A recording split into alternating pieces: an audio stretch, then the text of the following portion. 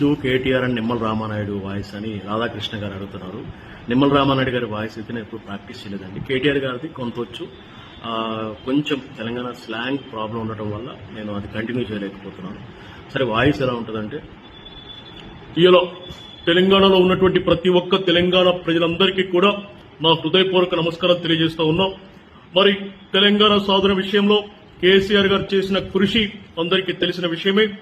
మరి 10 సంవత్సరాల మా బీఆర్ఎస్ పరిపాలనలో ప్రజలందరికీ కూడా సంక్షేమ పథకాలన్నీ కూడా మేము ఇచ్చినాం.